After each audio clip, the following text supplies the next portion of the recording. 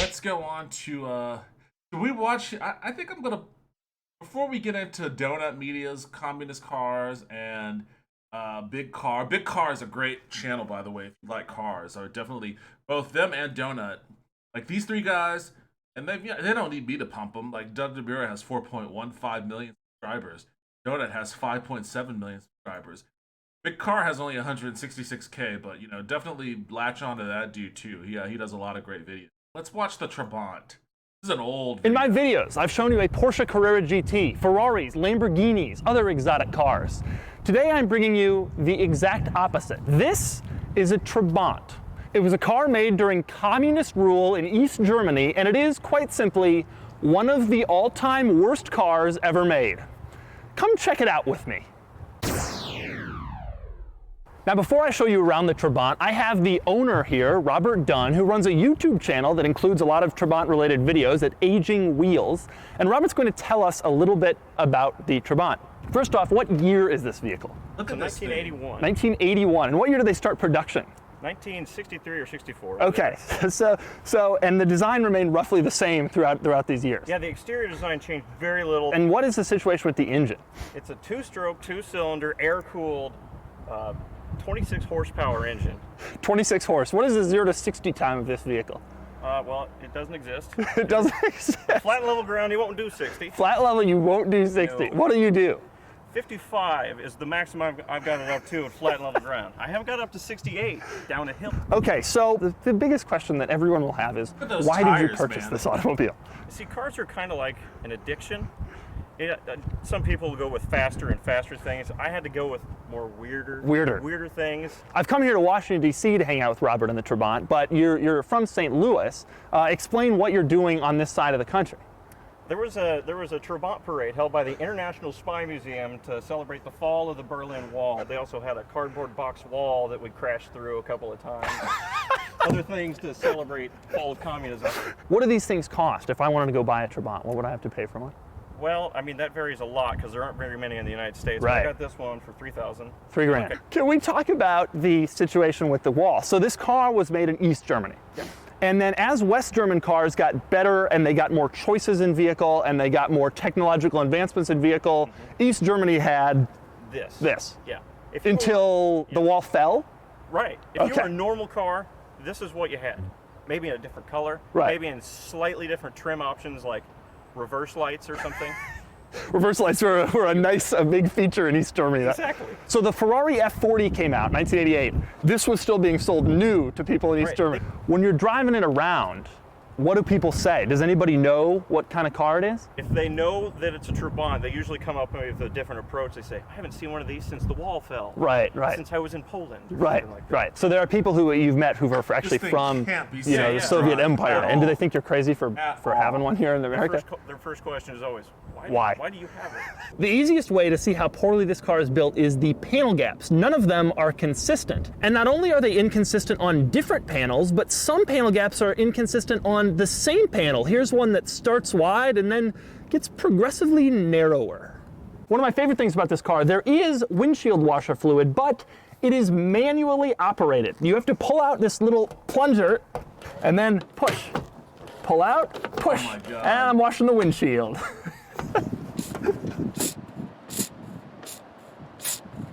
Speaking of the windshield wipers, this is their normal resting position, right in the way. One major luxury, there is a dimming mirror. It's not automatic and there's no button for it. To get to the dimming part, you simply twist the mirror around and then it's dimmer. Inside, there is no glove box, just sort of a hole with another hole on top of it. And on the other side, welcome to the fuses. And obviously some tools, because you can't really drive around in a Trabant without some tools. That doesn't work. Let's talk about fuel. As was common when this car came out, you don't just put gas in, you have to put a mixture of gas and oil. It's a two-stroke motor. Now there's no fuel door. In order to actually put the oil-gas mixture in, you have to pop the hood. And I think there's a game on the Xbox or called Jalopy.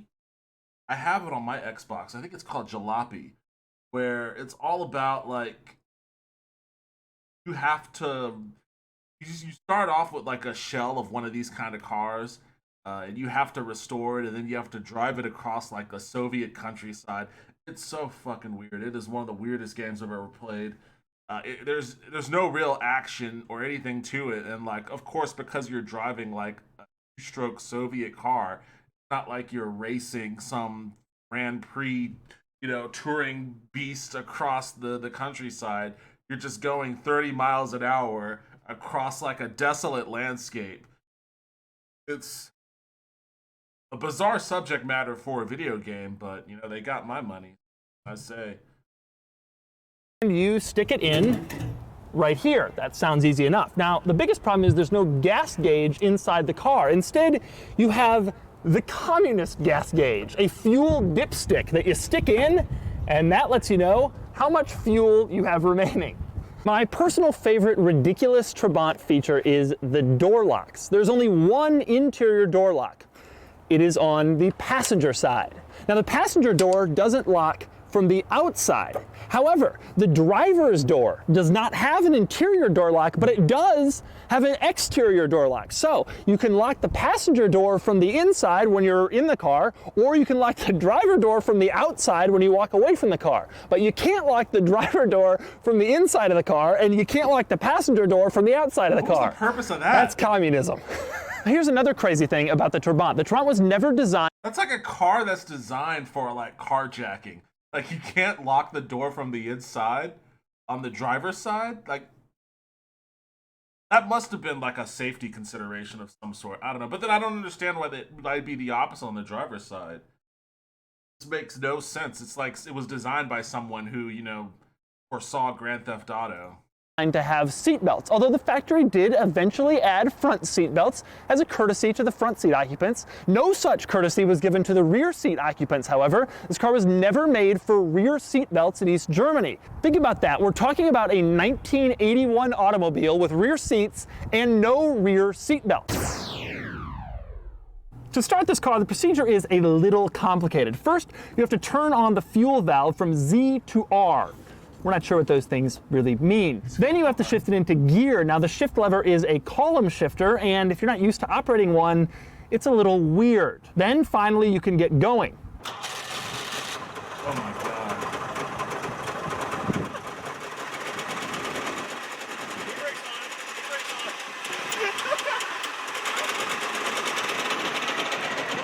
Oh, and you have to remember to take off the parking brake. Here we go. We're going. There's a lot of smoke back there. It's tremendously loud. Okay, so now I'm in neutral. Yeah. Oh, the brakes. Yeah. Yeah. Yeah.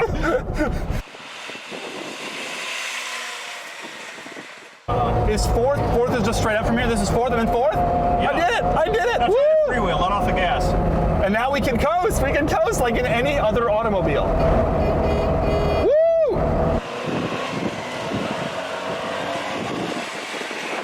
Oh, the signal is on. The signal doesn't cancel. I gotta remember that. It doesn't cancel. The signal is on the whole time. You have no indicator inside because that's third. That's third. That's first? No. Still third. Is this first? No, this is third. No, that's reverse. That's reverse. That's reverse. Oh, no. Oh, darn. She gave up. What gear is this? Is that Here, third? Let me feel it, because I don't know with it by looking at it.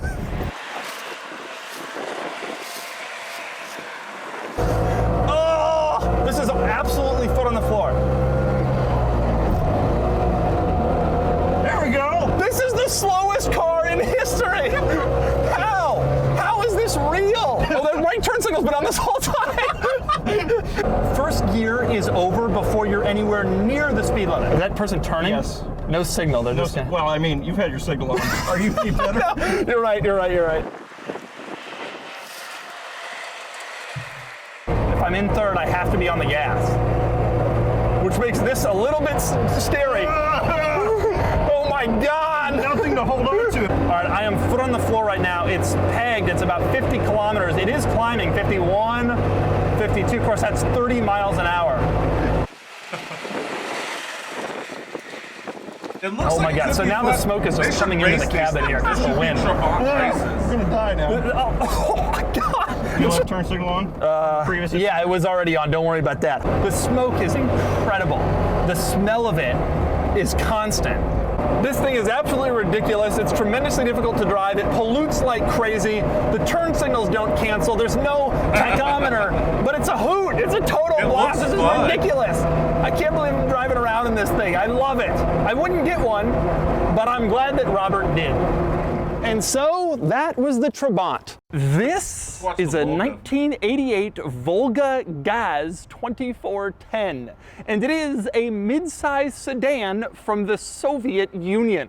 During communism, Soviet automakers built, well, Soviet cars. And I've borrowed this GAZ 2410 from a viewer here in the Los Angeles area. And before I even give any background, yes, you heard me right, this is a 1988 model. Now, when you think of 1988 vehicles, you probably Okay, think that of looks like this and this and this whatever I and just did this, fixed and you it. probably think Weird. that this looks like something from the 1970s. But in Soviet Russia, this is what they were building in 1988. And actually, it's also what they were building in the 1970s. The GAZ 24 first came out in 1970, and it was scheduled for a replacement in the early 1980s, but political issues in the Soviet Union delayed that replacement, and delayed and delayed and delayed. Finally, in 1985, they came out with the GAZ 2410, which was an updated version of the same car that borrowed some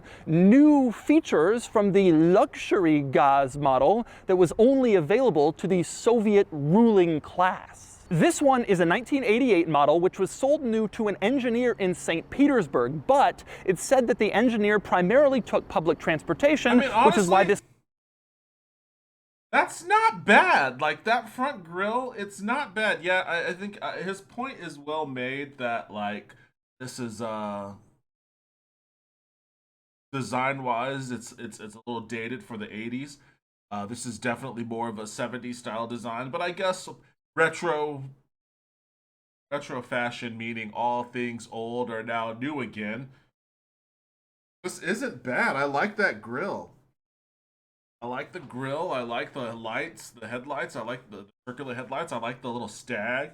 This isn't bad styling, to be honest. It kind of reminds me, like those mirrors, reminds me a little bit of the Datsun 510. Well, the headlights or the mirrors on the 510 are way up in front of the car. The grill is way better, but it is kind of, the grill is way better on the Volga, ironically. But it is kind of like a Datsun 510 a little bit. If they just took those mirrors, pushed them up to the front of the car. I actually like the styling on this Volga quite a bit. And I'm someone that really likes the 510, the Datsun 510. car is in such nice condition. Now, under the hood is a 2.5-liter four-cylinder that made about 100 horsepower. 0 to 60 is said to be around 19 seconds. But beyond being slow, the really impressive thing about this car is how ancient it is, how old it looks, how old it feels, how old it is. And today, I'm gonna show you what I mean. All right, I'm going to start the quirks and features of the Volga by discussing its styling, which is truly striking, largely because this is 1988. It's just unbelievable how outdated this looks, how 70s it looks. Now, like I said, this car had its roots in the 70s. Other automakers in capitalist countries were redesigning and constantly improving and refining, but GAZ had to ask the Soviet government for permission to update and improve its vehicle, and that permission was just not forthcoming. So this thing lagged and kept going and was just the most outdated, ridiculous looking thing. A couple of points on this. Yes, that's true, but, and I thought about this a lot in regards to consumption, production and consumption to the detriment of our environment and our resources available to us. I don't like the fact that we have these manufacturers that constantly just jam out like new models of cars every year. There's a 2010 Civic, a 2011 Civic, a 2012 Civic, 2013 Civic, 2014 Civic, 15, 16, 17. and like the changes between like the year to year iterations aren't enough to really warrant like the level of production and waste that occurs when you're, you know, building on top of these platforms so fucking frequently. And then of course we end up having the waste too, where we have people buying the 2010 model, the 2011 model, the 2012 model, and then like the older models just get like shoved to junkyards and shit eventually. Um, Scrap yards.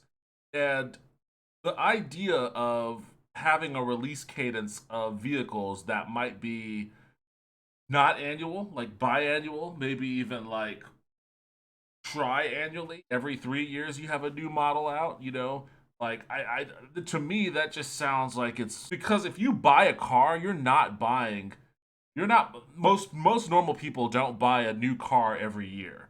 You buy a car and you sit on it for at least 3 or 4 years before you trade it in, or you pay it off and then live without a car payment for a little while, and then you decide you want something newer or whatever. That's usually how people interact with their car purchase.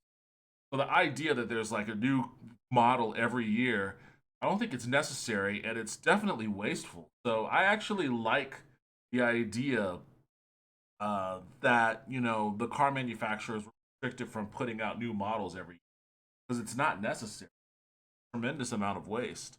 Having said that, I will say that I'm speaking to this from the perspective of like someone that's more aligned politically with the precepts and tenets of socialism than I am capitalism. But if ever there was anything that would keep me anchored towards capitalism, it's cars, the automotive industry. To me, there is nothing cooler than like cool model cars and like the competition from like the golden era of automobiles, like between like the 1950s, from the 1950s to about the 1980s, basically in between that era. And there are a lot of really cool movies and stuff that talk about it. Like Ford versus Ferrari is a great recent example of what happened between Ford and Ferrari and their Le Mans rivalry. And speaking of Datsuns, I mentioned the Datsun 510. Datsun has a great history of Mr. K. Uh, he was the one that created the Datsun brand. It was actually created for him. He created a series of cars that he entered in an Australian rally race. First time a Japanese automotive company participated in a foreign race, I believe, and they won.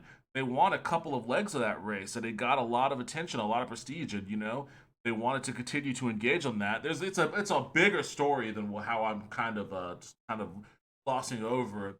Like Nissan did not particularly care for Mr. K's infatuation with Western car culture. But I mean, he got results and he built the brand. They kind of banished him to America and tasked him with building the Nissan brand in America. But they didn't want to tarnish the Nissan brand with what he was doing. They didn't really have faith that they could capture the market. So in an effort to kind of save the brand name, they created a name for him, Datsun. And he was operating under the Datsun brand in America for Nissan on behalf of Nissan. And the cars that he made for Datsun took off and they did really awesome. And Nissan wouldn't exist in America as it does today without him and what he did with the Datsun brand. It's a really cool story. I don't know why no one's made a movie about it. I kicked around the idea of writing a screenplay about it a while back, and I still might. I bought a book that documents his life and everything, and it's not an impartial book. It's not. It's definitely like a puff piece written to like jazz up his contribution to both the Nissan company and the automotive industry in general. But it's still an interesting read. But that sort of stuff's really cool to me. Like I like that. I like the idea of that, and I'm always kind of bummed out that we don't really live in that era right now. Like there's a lot of innovations going on in the auto, particularly with the turn towards renewable energy vehicles, electric vehicles, and hydrogen fuel cells, and all that kind of stuff. But to me, the excitement is when it translates into like big swings on design and performance and like rivalries. races. I don't know why racing isn't popular as it used to be now, but maybe it should be. Maybe the push towards electric. Maybe there needs to be like an electric only rally series or something. There needs to be a rivalry. People love a rivalry. They're attracted to a rivalry. They're attracted to the heel. They want to root against somebody for whatever reason. And rooting against somebody means rooting for somebody. And people want to have those attachments. It's the duality of that battle that really feeds a lot of facets of consumerism. If you look at, and it also unfortunately spills into our political discourse as well, which is why it's impossible to break out of the two-party structure. There are a lot of institutional reasons for that, certainly, but also a societal inhibitor towards third parties in America is just the basic societal, biological, whatever you want to call it, our natural tendency to be drawn towards dualities. You know, whether it's console wars, perfect example. You're either with Nintendo or you're with Sony. Even if there are other options, when there are other options are introduced, one of them dies, like Sega dies. So Sony or Nintendo. And yeah, you can say Microsoft is in there, but come on, Microsoft. Then like you get Pepsi or you get Coke, or you get McDonald's or you get Burger King, or you know, you get DC or you get Marvel. You get Six Flags or you get Disney. We all love those kinds of things. Now maybe that's what we need in the electric car sphere, and nothing kind of foments the energy and the drive towards promoting that sort of fervor more than, you know, automotive racing and competition. And it worked wonders with Nissan. It worked wonders with Ford when they targeted Ferrari and Mans. It works wonders with a lot of things in the golden era of automotive industry. And maybe that's what we need to really kick out the jams in the electric car. I know Tesla is they kind of were the first to shift the paradigm towards electric, and now you got a lot of other companies, Polaris and whatnot, like trying to catch up with them. But for starters, those cars are just still too expensive. Teslas are a little bit more affordable, but the other ones are. But even, you know, Nissan's got electric, and Ford's about to start putting out a bunch of electric vehicles. Chevy's got their Volt and all that sort of stuff. It's coming online more and more, but there's nothing really driving the interest the way that like sports racing competitiveness drove it in the heyday of the auto industry. And I think maybe we need some of that again. Maybe we don't, but I thought it was fun.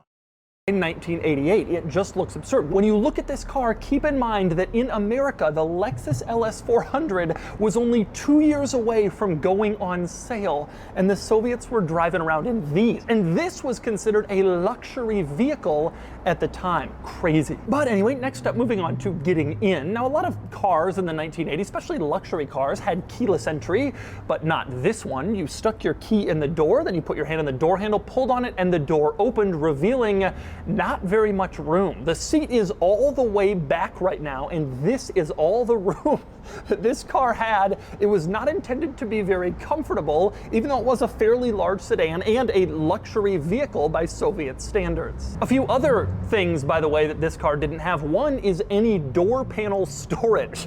This had become common in the Western world by the 1980s, but not for the GAZ. You couldn't put your wallet there or paperwork or anything in your door panel. It was just too luxurious. And by the way, speaking of the door, how about the exterior mirrors that of course are mounted on the door? They're incredibly small, very 1970s looking. They're not power mirrors, of course, but also they're barely even manually adjustable mirrors. You go to adjust them and they kind of just pop back into the original place they were in. You can't really adjust them for better visibility in any way. Instead, you're pretty much just stuck with the way they came because they weren't made well at all. What a surprise. surprise. And next up we move into the 2410. You can see the steering wheel is actually fairly modern looking, or at least fairly 1980s looking, which surprised me. It's pretty much the only 1980s looking thing in here though.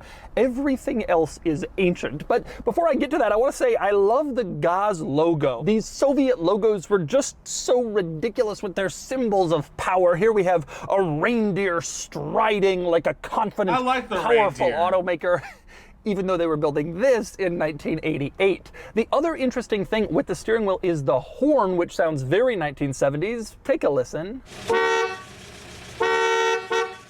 But anyway, let's talk about some of the hilarity in here, starting with the gauges, which are truly insane. For one thing, there's no tachometer. Even though this is a manual transmission car, you didn't get a tachometer. You did get a clock. It's right in the middle of the gauge cluster, so not really accessible to the passenger, but there is a clock in here. But more interesting than that, the gauges over on the left. You have a big circle with 4 separate gauges in it, and I just love how stuff is displayed. Each gauge has 3 little areas to let you know how that item is doing. You have great, and then okay, and then bad. You can see what I'm talking about on the fuel gauge. At the top, the white is great, and then the middle with the lines is okay, and then the red is bad. But some of these are hilarious. For instance, look at the battery gauge. There's a lot of bad and very little great and okay.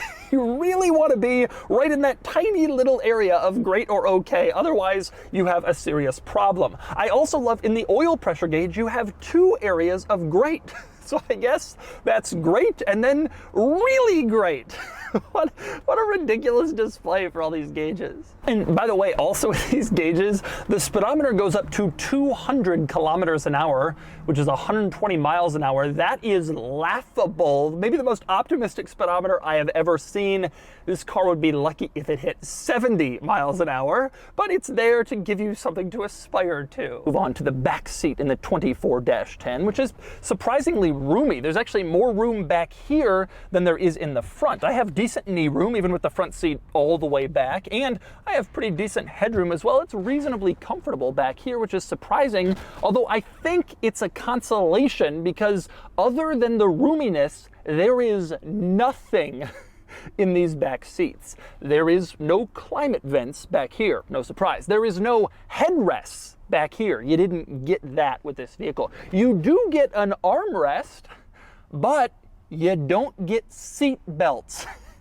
In North America in the 80s, the idea of not putting in rear seat belts in a vehicle was unthinkable, but this car doesn't have them. You only had front seat belts in a 1988 Soviet car. It's absolutely unbelievable. But they did make sure to give you the important stuff. Specifically, there is an ashtray on the rear door panels. So you didn't get seat belts or headrests, 2 obvious safety items, but you got an ashtray because Soviet priorities were really in order back in the 1980s in their auto industry. And next up we move on to the trunk in the 24-10. But my very favorite thing in this trunk is the first aid kit, which came with this car and is still with this car, and it is unbelievable. You open it up and you have your typical bandages like you have in Mercedes-Benz first aid kits. It's kind of amazing that all of this stuff is still intact, to be perfectly honest with you. Like, this car is old as shit. And it still has like the printouts and the fucking all the medication. Bottles with liquid, and not just one, or it's like maybe it's Neosporin. Have like 4 different bottles of liquid. What exactly did they think you were gonna do if you had some minor injury in your car with all of this liquid? What could it be for? Do you drink it? I think interestingly the answer is yes, because they also provided a little cup that you can use to drink liquid from medicine. But what is this? It makes absolutely no sense. This isn't even the best part of this first aid kit though. The best part is it comes with pills. What? Why? What pills? What could these be used for in Soviet Russia? He's getting a real kick out of this. In Soviet Russia, the car comes with the first aid kit that comes with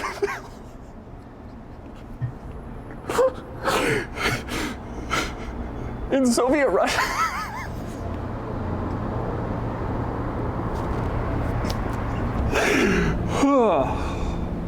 In Soviet Russia, I figured you're driving along in your car, you have a little cut or a scrape. You better have some pills handy.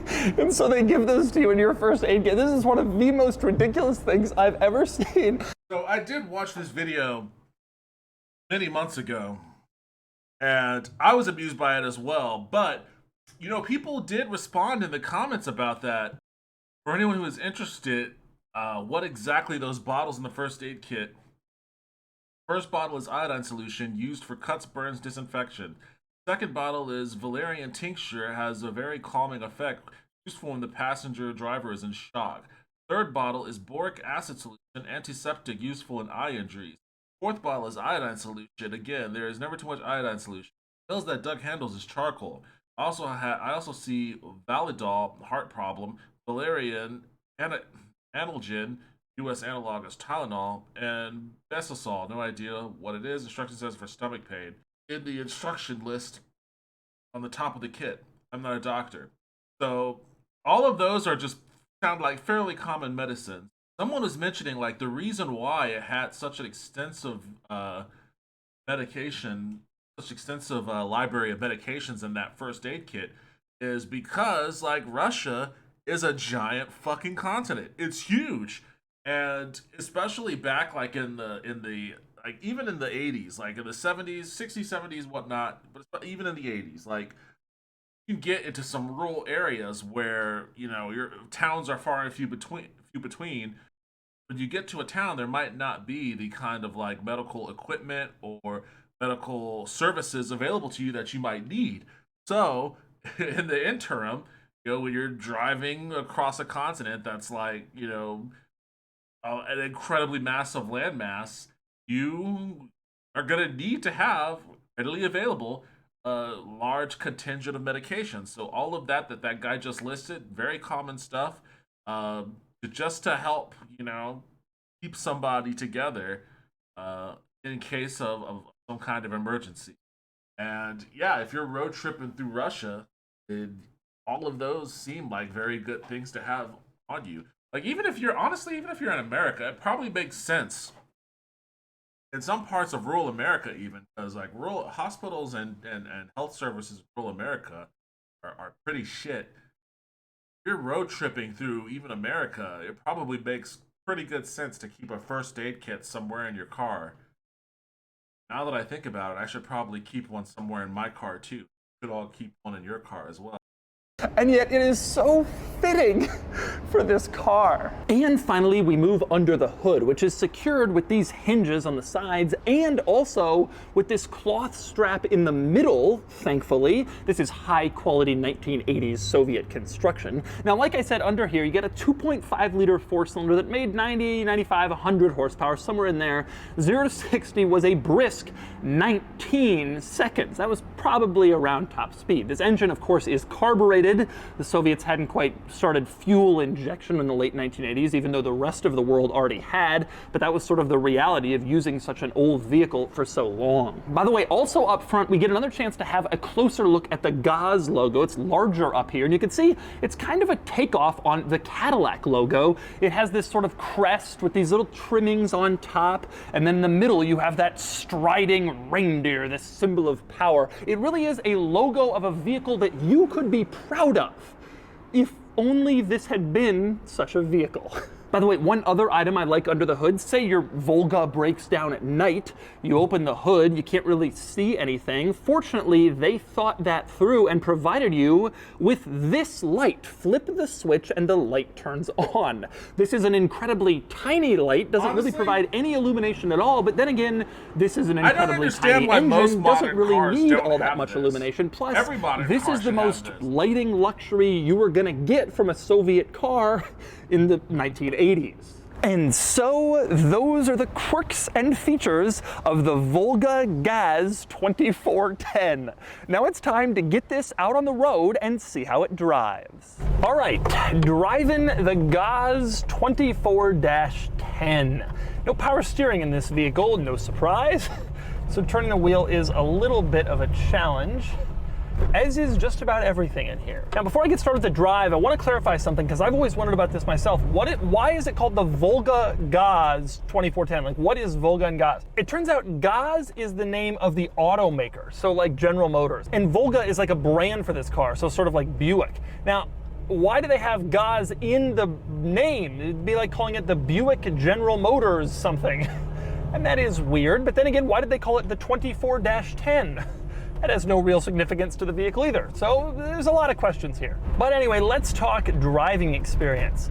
This drives pretty well for a 1960s vehicle. This is pretty good for one of those. Really though, it's a disaster for a car from this era. A 1988 car with an interior that looks like this, that drives like this. I mean, it's a total anachronism. It's absolutely crazy that anybody was building anything in the 80s that was still this objectively, utterly terrible. But that's what was going on in communism. So what are the issues with the driving experience? Well, they are plentiful. The biggest is, of course, it's slow. It's just deeply, radically, unendingly slow. There's also the fact that I can't see behind me because you can't possibly adjust the mirror into the position you want, like I mentioned. It's also warm in here. It never really got warm in communist Russia. It was cold there, and they never expected this car to be operated in Southern California in the summer. But that's what's happening here. Now, interestingly, the owner told me he bought this car. His dad, they're Armenian, and his dad had one back in the day in Armenia. And, you know, they came to the States, car's long lost, of course, but he found one in the States, and he believes it's the only 24-10 in the United States. The 24-10 was actually a little weird. The 24 was for a long time the normal Volga, you know, sedan, and then the 10 was sort of a stopgap until they introduced a more modern vehicle later.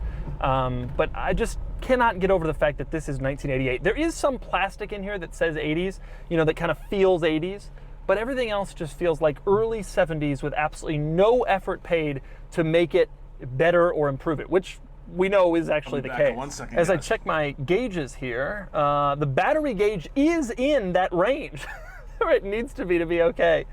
Everything else looks good too. The car drives reasonably well. I asked the owner, how do you maintain this? He said, my dad has a friend who was a mechanic back in the Soviet era, back in Eastern Europe, and he maintained them then, so he maintains them now. And I'm thinking, this guy probably was like, oh God, I thought I left these behind when I left Soviet Russia. But here comes one again. It is a totally bizarre vehicle, and it's a crazy experience. Truthfully, driving it doesn't feel any different from driving any other, like, you know, early 70s car. It's just, the crazy part is, number one, it's the Soviet car, so you're not gonna see another one ever. And also, it's not an early 70s car. It's laughably outdated. And so that's the Volga GAZ 2410. This car is disastrous, awful, laughable, especially for a 1988 model. And if this had been sold anywhere but Soviet Russia, it would have been laughed out of production. But it's certainly interesting to see this window into the USSR, at least in car form. You couldn't just go to a dealership and buy a car. It all went through your place of work. Trade unions, under jurisdiction of the state, decided how many cars each company got. Then the company decided which workers got a car. But companies would only get a limited amount of cars each year. Real talk, like 4.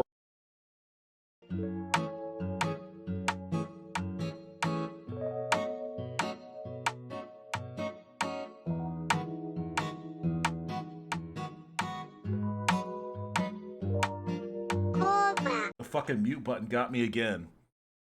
I went on a whole spiel. And you probably didn't fucking hear me, god damn it.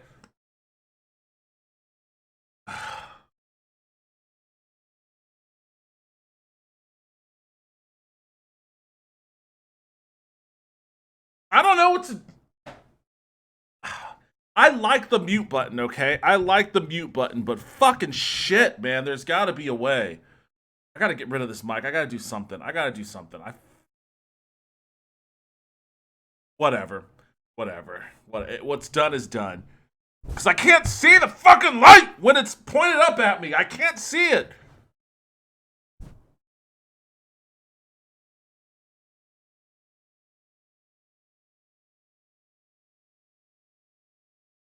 horses and could reach 110 miles an hour. That's pretty fast for 1962. One car you didn't have to be rich or connected to afford was the Smz Microcar, but you did have to be disabled to drive it though. These cars were distributed for free or at a massive discount to the disabled people through the USSR's social welfare programs. Nicknamed the motor wheelchair, the Smz had a single-cylinder engine and had to be returned to the government after 5 years. Frankly, with how bad it is to find parking in LA, I'd daily drive this thing for sure. All these cars I've talked about might make you think that the communists only cared about practicality and longevity, and you're right for the most part. But there's always an exception that proves the rule, and this one is called the Melcoos Rs-1000. Built in East Germany from 1969 to 79, the Rs-1000 was one of the Soviets' only sports cars. It had a lightweight fiberglass body and gull-wing doors. The Melcoos got its power from a very unusual 3-cylinder, 2-stroke engine making 103 horsepower. That's not a lot, but the car was super light. Think of it as a communist Lotus Elise that also sounds like a dirt bike. The Melcoos brand made a comeback in the late 2000s with their Rs-2000 follow-up, but unfortunately nobody bought one. So, are cars produced in communist societies worse than cars produced in capitalist ones? Well, I'd say yeah, to a certain point. Innovation was definitely stifled under communist governments, and many cars that were produced were just copies of other cars from other places. But there were some really cool ones like the Volga or the Rs-1000. I like the Volga, man. The Volga looks sweet. I mean, I'm sure it rides like shit, but I like that grille and I like those headlights. I think it could be a pretty neat car. In a society seemingly devoid of classes, only a certain higher ranking class had access to these cars, which kind of defeats the point of communism. We look at weird stuff in car history every... Again, that wasn't quite, you know.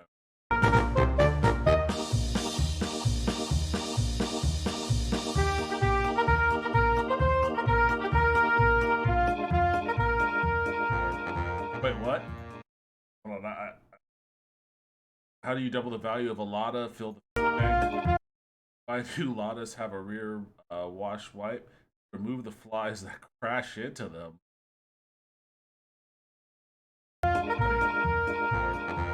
I guess this wasn't a very highly regarded car. The Lada Riva from the late 1980s is an old-fashioned car that people bought because it was cheap. With it being the butt of many jokes, it was about as exciting as Steve Davis. But this is like judging a film you've missed the start of, that's in a foreign language. The Riva was the first car for many Soviets. The technology was introduced to the new VAZ plant as a dry run to iron out the kinks. The car was put through a series of rigorous tests on a special test site near Moscow in the summer of 1966, and it quickly became clear that changes would be needed. Oh my God. The chassis of some of the test cars cracked, and I was about to joke how, like, wait, rigorous tests? They just drove through some like plywood? But like then they were launching them over fucking giant ravines? Oh my God, this is a little too rigorous. Despite Fiat sending out new cars with a reinforced chassis, these also cracked.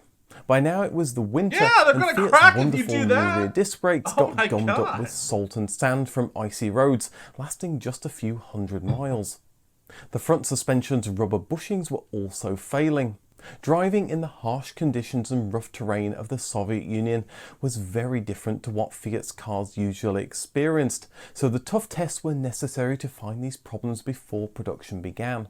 It wasn't much more powerful than the old 1.5 litre engine, but it had more I love torque. that car color, by the way. Expensive chrome parts were There's also replaced another by video. cheaper options as well. I don't know if we'll watch this other video. I feel like this might be the end of the car stuff, but I do have this other video that's really kind of... I think we will watch it. This is a Yugo. It was a tiny hatchback imported from Yugoslavia in the late 1980s and early 1990s. And it wasn't very good. In fact, it was quite bad. The Yugo came to America in 1986 thanks to Malcolm Bricklin, who brought us the Bricklin SV1 and, more famously, Subaru.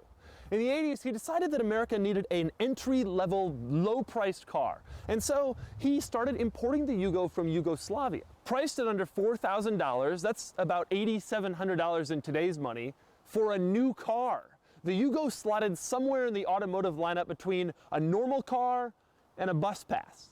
And you'll find a lot of people who will tell you that the bus pass was actually a better decision since it was cheaper, cleaner and often more reliable.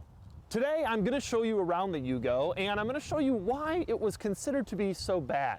And as I do, I want you to keep in mind two things. Number one, in 1992, the EPA forced Yugo to recall every single car they made because it polluted too much. And number two, this car isn't some relic from the 60s or 70s. This car came out in the late 80s and was sold through the early 90s.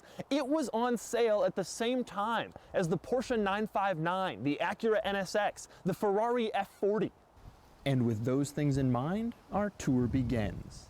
Open the door to the Yugo and you'll quickly find that the interior is rather basic. For example, look across the entire dashboard and you'll only find 2 climate control vents. Now this is the base level GV model, which stood for great value, and it came with these 5 switches, but not these 2. There's no automatic climate control in this thing, just 3 levers. In-cabin storage, there's no glove box, although there is a nice tray, and the molded piece of plastic in the center includes some little storage area. The radio continues the basic theme. Cassette player, yes. Presets, no. The front seatbelt latches are fastened to the floor with one giant visible bolt. Speaking of exposed items, check out these wires going into the door. Behind the center controls, more wires. Now, to get in back, you don't just pull the seat back forward. Instead, the entire seat lifts forward. Under the hood, you'll find the mighty 40 horsepower carbureted 1.1 liter 4-cylinder and the spare tire, which looks larger than the engine. There are also a few odd touches. Here are the door locks and the steering column stalks. Those are the windshield wipers. These are the turn signals, and these are the brights. The car requires 3 keys just to operate it. This one is for the doors, this one for the gas cap, and this one for the ignition. And look, an original Yugo key. You'll notice the turn signals and brake lights don't include any reverse lights. Those were mounted under the rear bumper. There is a rear view mirror on the driver's side, Like the PT Cruiser. not on the passenger side. Now, because the Yugo is a 30-year-old car, like all 30-year-old cars, a lot of stuff doesn't work. But the difference between the Yugo and a normal 30-year-old car is you can't really find parts to replace a lot of the stuff that breaks on this one. And so the speedometer doesn't work, the odometer doesn't work, the interior driver's door handle doesn't work, the horn doesn't work, the interior blinker lights work half the time, although the exteriors do, the fuel gauge doesn't work, the front windshield washer sprayer doesn't work. The seats are hard to move backwards and forwards. Even the ashtray doesn't work. Interestingly, the interior dome light does work, although if you just tap the switch, it turns on and off.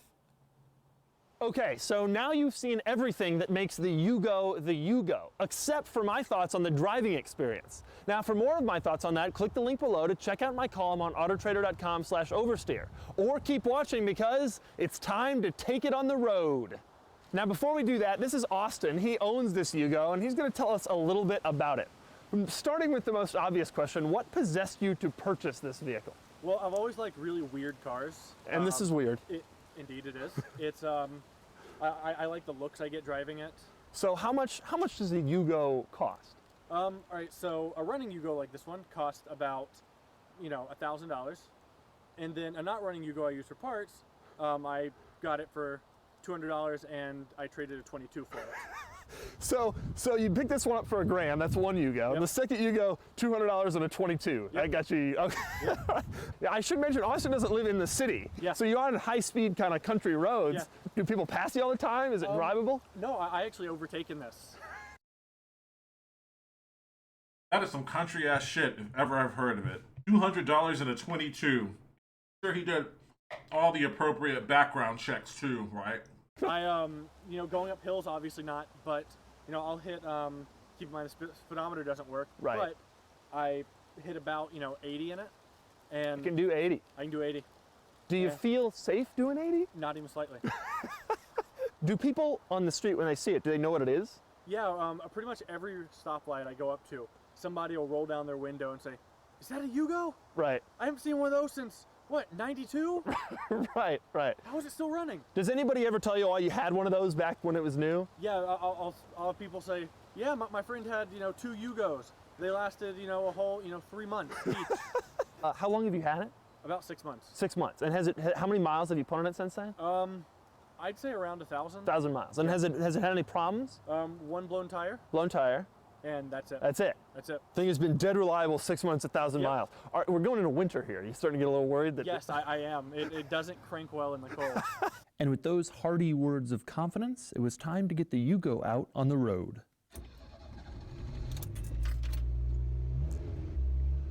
Surprisingly smooth. Yeah. It's a smooth little start. No way that's in gear. Yeah. Okay, all right, this is neutral. This is first. Okay, you ready? Let's do this.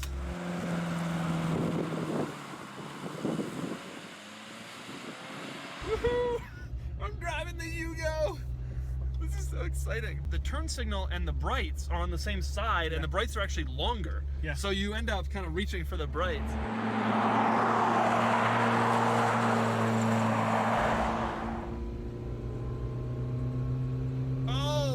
I am on the floor. On the floor in the correct gear. Yeah. Oh, come on, you can do this, buddy. You got this. What is that noise? It started like 2 days ago, and it's just... It doesn't matter, whatever. No, I just ignore it. When you hit this, we'll watch what happens. Okay. Oh, we're losing momentum. I think we're losing speed, don't you? Yeah, We're definitely losing speed. We're going up a hill right now, and oh man, we're definitely losing speed. Are we gonna get to the top of this? Am I gonna have to downshift? Yeah, you have to. That's not gear. The problem is there's no tach or speedometer. Oh, that's neutral still. Why are we on hills? This is terrible. This guy's gonna hate us. The thing is, if he knows Yugo, he's like, oh. It's yeah, a Yugo. I get it. No problem. There's nothing scarier in this car than seeing a speed limit 55 sign and then an uphill right afterwards. That's like, you're just screwed. I mean, then the first thing you do when that happens is you look in the rearview mirror.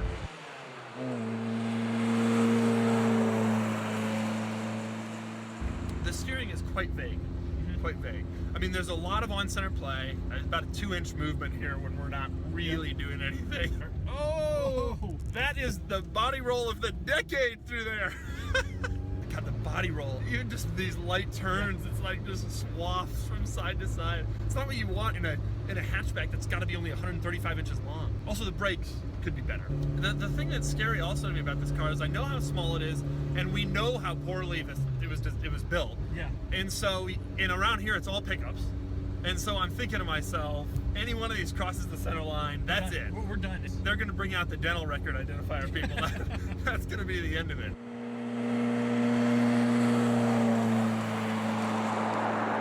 It was a whole lot louder. The previous owners drilled holes in the exhaust.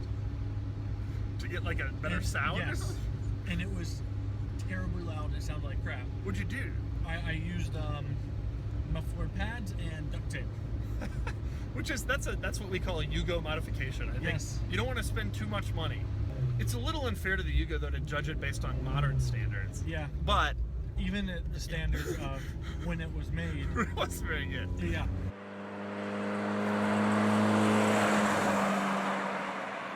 You gotta be smiling every time you drive this car, though, right? Every time. Because it's so interesting. I mean, this is the most interesting. There's no way to spend $1,000 and get a more ridiculous, weird, interesting automobile than